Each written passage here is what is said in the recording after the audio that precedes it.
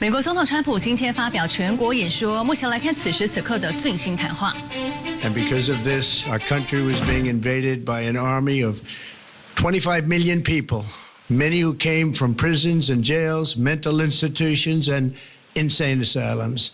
They were drug dealers, gang members, and even 11,888 murderers, more than 50% of whom killed more than one person. This is what the Biden administration allowed to happen to our country, and it can never be allowed to happen again. We had men playing in women's sports, transgender for everybody, crime at record levels with law enforcement, and words such as that just absolutely forbidden. We had the worst trade deals ever made, and our country was laughed at from all over the world. But they're not laughing anymore. Over the past 11 months, we have brought more positive change to Washington than any administration in American history. There's never been anything like it, and I think most would agree. I was elected in a landslide, winning the popular vote and all 7 swing states and everything else, with a mandate to take on a sick and corrupt system that really just took the wealth from people and crushed the dreams of the American people. For the last 4 years, the United States was ruled by politicians who fought only for insiders, illegal aliens, career criminals, corporate lobbyists, prisoners, terrorists, and above all, foreign nations, which took advantage of us at levels never seen before. They flooded your cities and towns with illegal aliens. They decimated your hard-earned savings. They indoctrinated your children with hate for America. They just released a level of violent felons that we had never seen to prey on innocent. They caused war. They caused mayhem. They caused a horrible situation all over the globe. But now you have a president who fights for the law-abiding, hardworking people of our country, the ones who make this nation run, who make this nation work.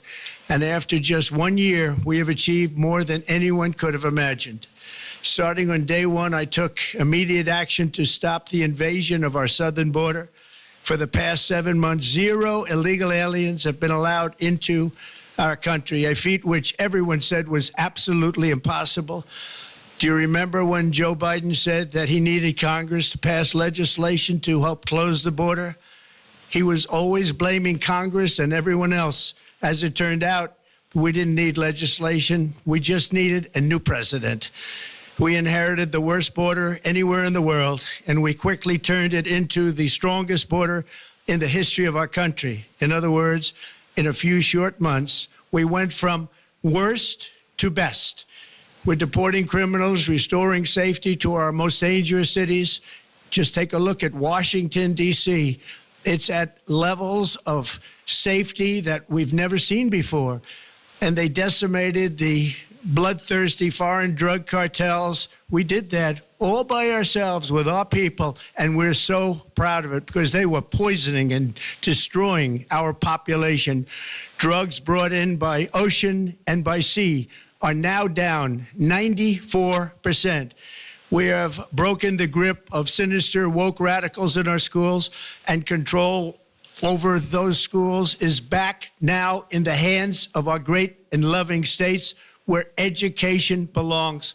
After rebuilding the United States military in my first term, and with the addition we are adding right now, we have the most powerful military anywhere in the world, and it's not even close. I've restored American strength, settled 8 wars in 10 months, destroyed the Iran nuclear threat, and ended the war in Gaza, bringing for the first time in 3,000 years peace to the Middle East, and secured the release of the hostages, both living and dead. Here at home, we're bringing our economy back from the brink of ruin. The last administration and their allies in Congress looted our treasury for trillions of dollars, driving up prices and everything at levels never seen before.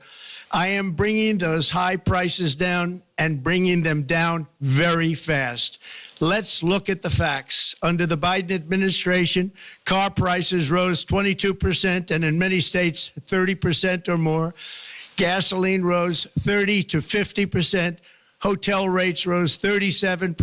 Airfares rose 31%. Now under our leadership, they are all coming down and coming down fast. Democrat politicians also sent the cost of groceries soaring, but we are solving that too. The price of a Thanksgiving turkey was down 33% compared to the Biden last year.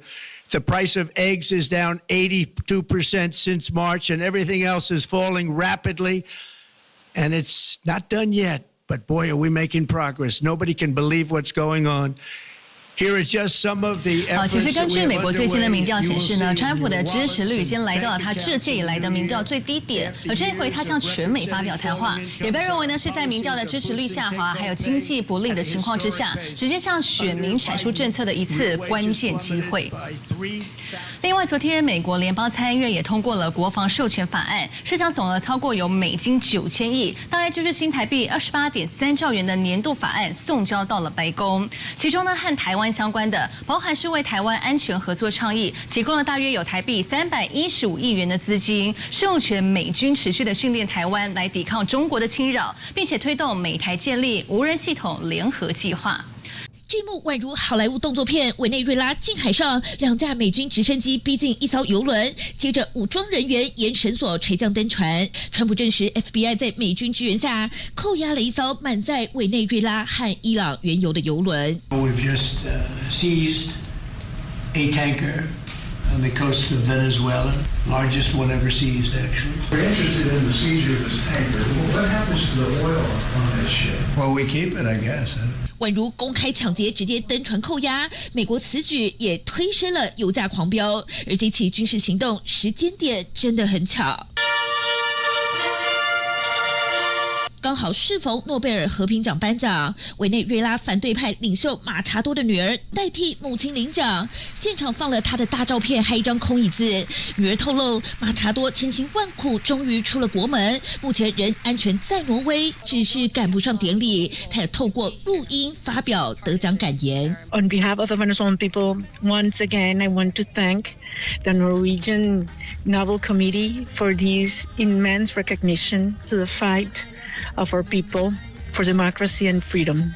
We feel very emotional and very honored. 现年58岁的马查多约力抗专制掌权10年的马杜洛，为委内瑞拉政权和平转移做努力而获得了和平奖殊荣。当晚在奥斯陆街头举行火把游行，民众拉着横布条写着“自由委内瑞拉”，向马查多致敬。但如此景象，看在马杜洛眼里很不是滋味。Contra la agresión militar de Estados Unidos a Venezuela, retirándose de los actos llenos de sangre que se pretendieron hacer hoy. 马杜洛气到骂马查多是恶灵女巫，还批评和平奖不应该颁给他。但看看台上这张空椅子，反而让全球更聚焦委内瑞拉国内动乱，而美国军事行动也让紧张局势急速升温。东森新闻吴若瑄、肖伟玲报道。